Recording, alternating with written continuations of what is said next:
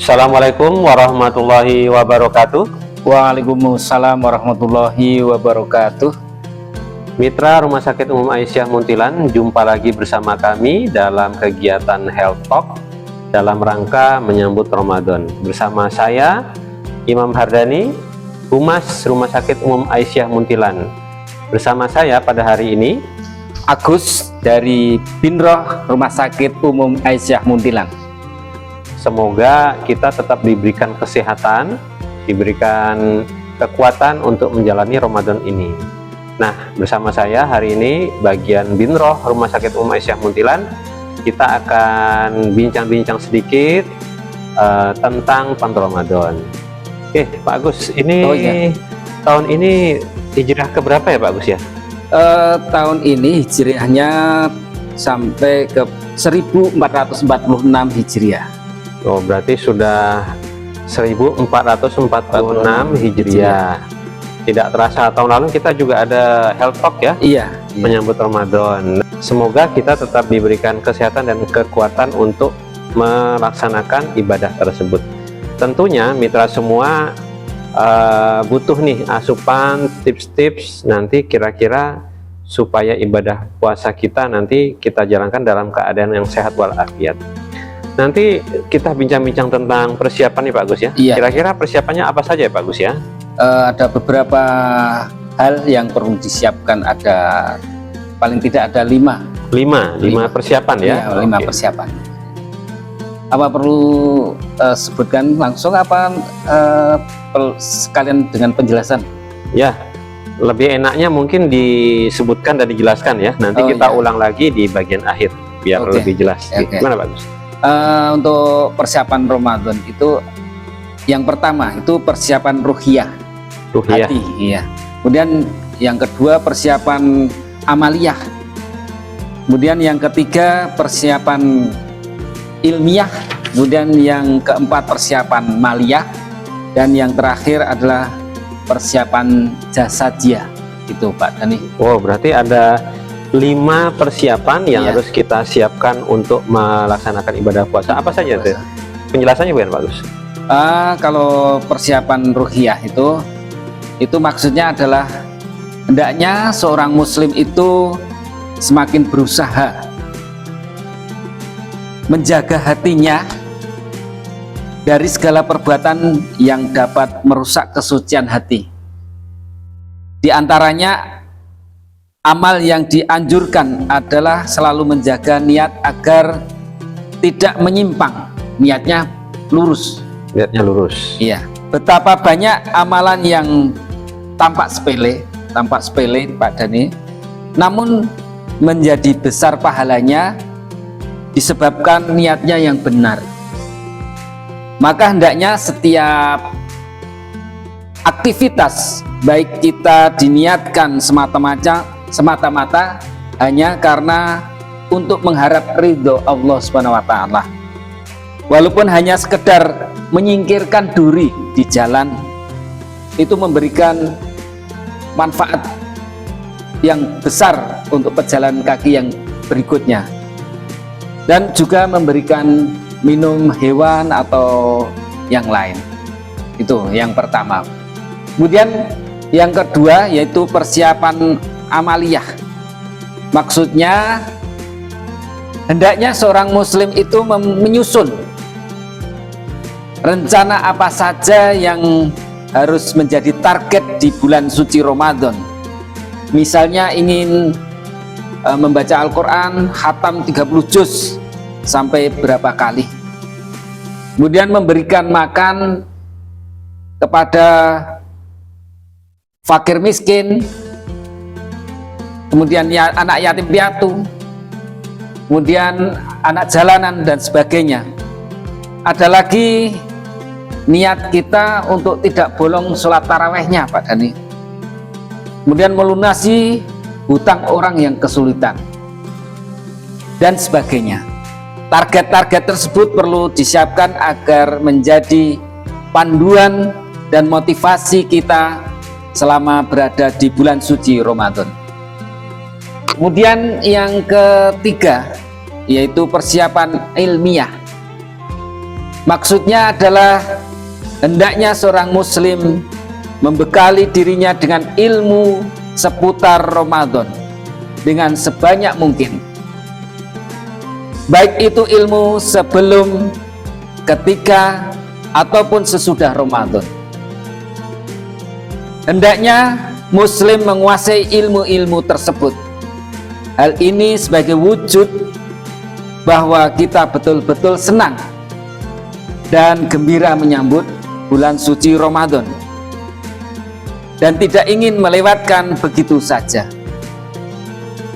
agar setiap detik yang kita lewati menjadi lebih bermakna dan indah. Contoh dari ilmu-ilmu tersebut adalah apa saja yang dianjurkan dan dilarang selama sedang beribadah puasa. Apa ibadah lanjutan setelah kita melewati bulan Ramadan dan sebagainya. Dengan ilmu yang mapan, kita akan semangat dan menikmati untuk menjalankan perintah Allah dan semangat untuk menjauhi larangan Allah Subhanahu wa taala. Kemudian persiapan yang keempat yaitu persiapan maliyah. Maksudnya adalah persiapan harta. Islam memiliki banyak sekali jenis ibadah yang menuntut kita untuk mengeluarkan zakat. Misalnya adalah infak, naik haji, ataupun ibadah zakat fitri yang khusus berada dalam bulan Ramadan.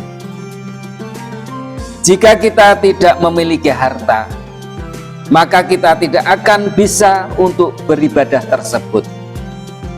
Oleh karena itu, sedari sekarang kita persiapkan, kita sisihkan setiap rupiah yang kita miliki agar dapat kita salurkan selama bulan Ramadan kepada yang membutuhkan. Baik itu dalam skema zakat, infak, ataupun sodakoh. Kemudian persiapan yang kelima yaitu persiapan jasadiah. Maksudnya adalah hendaknya seorang muslim senantiasa menjaga kebugaran atau kesehatan tubuhnya. Di antara hal yang bisa kita lakukan adalah menjaga pola makan dengan baik, supaya makan dengan teratur dan sehat. Kemudian menjaga pola tidur kita, memperbanyak konsumsi air mineral dan mengurangi minuman manis. Dan yang tidak kalah penting adalah olahraga setidaknya 20-30 menit per hari. Semua itu kita lakukan dengan niat beribadah kepada Allah. Dan tentunya dengan harapan agar kita selalu berada dalam kondisi yang prima selama menjalani ibadah di bulan Ramadan. Inilah setidaknya 5 persiapan yang dapat kita lakukan sejak sekarang. Mari kita jadikan Ramadan tahun ini sebagai Ramadan terbaik kita. Jangan sampai kita termasuk golongan orang yang didoakan malaikat Jibril dan diaminkan Nabi SAW, yaitu golongan orang yang rugi ketika ia menjumpai Ramadan tapi tidak diampuni dosa-dosanya oleh Allah Subhanahu wa taala. Naudzubillah min dzalik. Demikian Pak Dhani persiapan di bulan ini sebelum memasuki bulan Ramadan. Semoga bermanfaat bagi mitra rumah sakit Aisyah Mundilan ini. Oke, itu ya mitra. Jadi tadi ada 5 persiapan. Pertama persiapan ruhiyah, yang kedua persiapan amaliyah, yang ketiga persiapan ilmiah, yang keempat persiapan maliyah, yang kelima persiapan jasadiah. Tentunya kalau persiapan-persiapan seperti ini tidak bisa langsung ya Pak Gus ya, Iya. jadi harus dibiasakan ya. Nah Iya. ini kalau persiapan kita untuk membiasakan ini bagaimana Pak Gus? Paling tidak kita dapat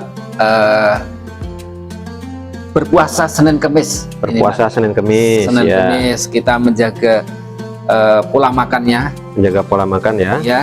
Terus kita berolahraga. berolahraga. Paling tidak jalan pagi setelah subuh itu sangat bermanfaat sekali Pak Dani. Terutama kita latihan puasa itu kita niatkan tetap puasa karena Allah. Senin Kemis dibiasakan agar ketika memasuki bulan Ramadan itu puasa wajib, kita sudah biasa di dalam tubuh kita, sudah enteng. Artinya kita tubuh kita tidak kaget ketika menjalankan puasa, gitu Pak Dani. Ya, ini kan ya mitra RSU Aisyah Muntilan semua. Tadi itu yang di bagian ruhiyah, tentunya sebelum berpuasa kita meluruskan niat. Iya. Apapun yang mau kita lakukan, terutama besok beribadah puasa, ya kita luruskan niat berpuasa kita ya Pak Gus ya. Iya, iya betul betul. Ya, jadi puasanya harus niat karena Allah. Allah Ta'ala. Terus yang kedua ada persiapan amaliyah. Nah tadi sudah dicontohkan membiasakan ibadah yang nanti akan kita laksanakan seperti puasa sunnah, termasuk sholat malam ya Pak Gus ya. Iya betul. Sholat malam itu jadi mungkin sudah biasakan dengan sholat malamnya gitu ya. Yang ketiga persiapan ilmiah. Nah ini mungkin sedikit jarang dibahas ya. Itu kira-kira tentang apa saja ini Pak Agus? Kalau tadi menambah pengetahuan, termasuk mungkin ini ya, waktu berbuka, Waktu berbuka, sahur ya. apa saja yang membatalkan puasa. Nah, apa saja yang membatalkan puasa? Iya. Itu dengan Sesuai ayat Al-Qur'an surat Al-Baqarah, yaitu bunyinya ya ayyuhalladzina amanu kutiba alaikumusyamu kama kutiba alal ladzina min qablikum la'allakum tattaqun. Itu hei orang-orang yang beriman, diwajibkan atas kamu berpuasa sebagaimana diwajibkan orang-orang yang sebelum kamu, agar kamu menjadi orang-orang yang bertakwa.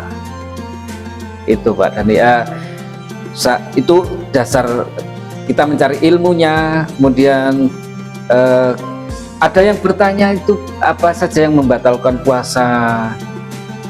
Terus bagaimana kalau yang tidak bisa puasa, itu digali lagi. Kemudian setelah itu, setelah bulan Ramadan itu bagaimana, itu Pak Dani. Oh ya, berarti ini tentang bagaimana mengisi bulan puasa.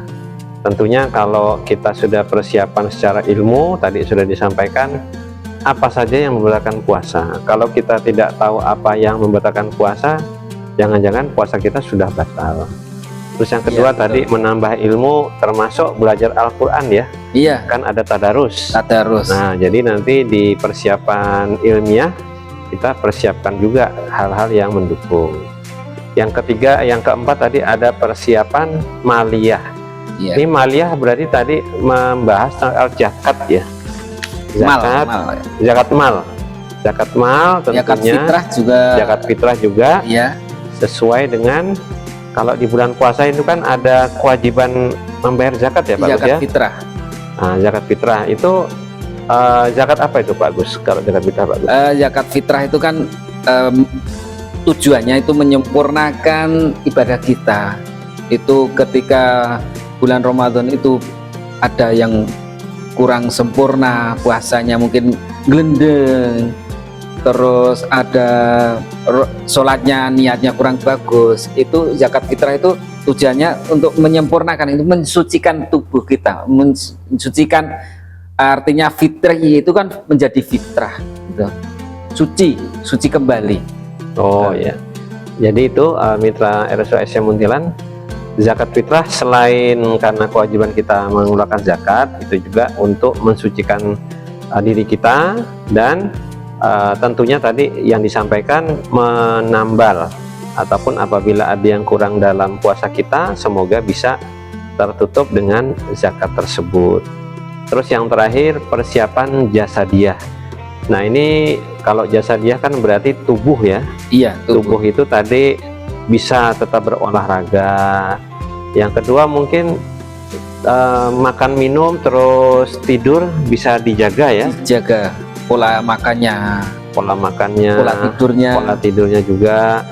Termasuk mungkin membiasakan diri, karena sebagian daripada kita bekerja tentunya ketika bulan puasa ada perubahan ya Pak Gus ya. Iya, karena bulan Ramadan itu banyak aktivitasnya, banyak kita terjaga dari tidur, sedikit tidurnya, karena kita melakukan aktivitas siang, bekerja, kemudian beribadah sampai taraweh, bahkan mendengarkan kuliah taraweh, kemudian tadarus itu sampai malam, kemudian baru tidur sebentar kita sudah terbangun untuk buka atau makan sahur itu ya.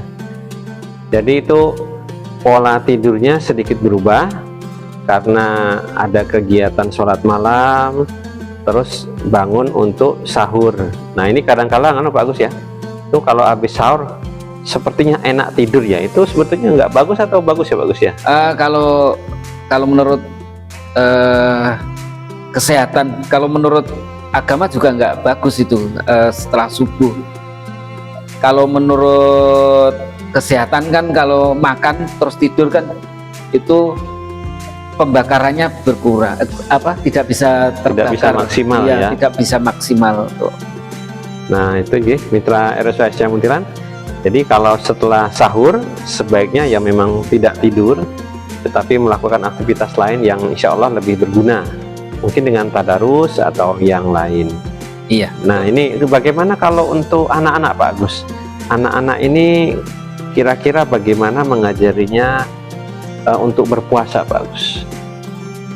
Kalau untuk anak-anak itu kan harus diajarkan, mulai dipaksakan untuk belajar. Kalau anak saya itu mulai puasa ketika anak usia TK kecil sudah saya ajar, dipaksa diikuti. Ketika sahur kita bangunkan, kita pangku didulang dan sebagainya. Sampai siang itu biasanya ya maklum anak-anak Pak Dhani sering merengek-rengek mau buka-buka, tapi ditahan, di istilahnya Jawa itu dislamurke. Kemudian diajak jalan-jalan untuk melihat keluar, sehingga nanti sampai maghrib kita ajak takjil, berbuka, sampai terselamatkan puasanya, sehingga terbiasa untuk anak-anak. Ketika sudah mulai kelas 2, kelas 3 itu sudah terbiasa untuk melakukan puasa Ramadan, Pak. Gitu mitra RSU. Jadi anak-anak kita, putra-putri kita semua, kita usahakan sejak dini mengikutkan mereka untuk berpuasa. Kalau dengan latihan, nah kalau zaman dulu itu ada puasa beduk ya. Beduk ya. Iya, bisa itu. Nah, puasa itu beduk. Rangkaian latihan. Kalau belum bisa sampai maghrib, iya, ya mungkin puasanya puasa beduk. Tapi itu sebagai sarana latihan mungkin bagus ya. Iya, bagus. Kalau sudah meningkat usia, tentunya nanti bertambah juga jam untuk berpuasanya. Iya. Nah terakhir ini Pak Agus, iya. Jadi tadi sudah tips-tips ya terkait dengan puasa. Nah ini Pak Agus, mungkin ada pesan-pesan khusus buat mitra RSUI Asia Muntilan semua terkait persiapan tadi yang menunjang kehidupan kita sebagai rumah sakit, yang nanti manakala pasien-pasien yang sakit itu tetap boleh berpuasa atau tidak nih, atau bagaimana pandangan kalau yang punya penyakit ingin berpuasa? Tips untuk orang yang sakit itu selama bisa melakukan atau beraktivitas tidak mengganggu kesehatannya, itu bisa melaksanakan puasa Pak Dhani. Walaupun di infus itu bisa berpuasa. Iya. Nanti makan obatnya atau meminum obatnya itu yang diatur pas sahur, buka, dan malam. Kalau kan 3 kali. Kalau infus itu tidak membatalkan puasa menurut jumhur ulama itu. Oh ya, berarti begitu nggih, mitra RSU Asia Muntilan. Jadi kalau panjenengan sakit atau mitra semua sakit, seandainya dengan berpuasa itu tidak mengganggu kesehatan, bisa dilaksanakan puasa tersebut.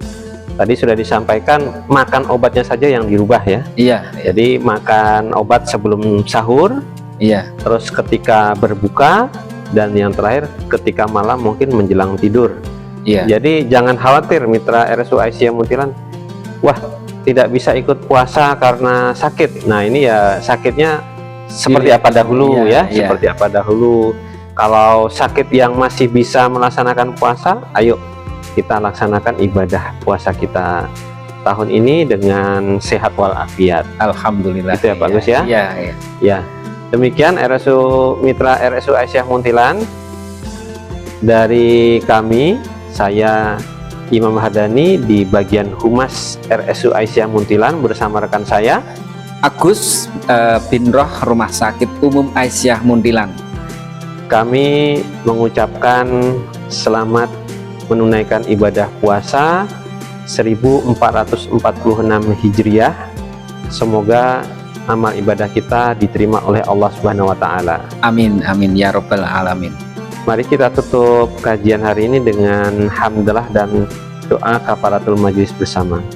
Alhamdulillahirabbil alamin. Subhanakallahumma wa bihamdika asyhadu an la ilaha illa anta astaghfiruka wa atubu ilaik. Assalamualaikum warahmatullahi wabarakatuh. Waalaikumsalam warahmatullahi wabarakatuh.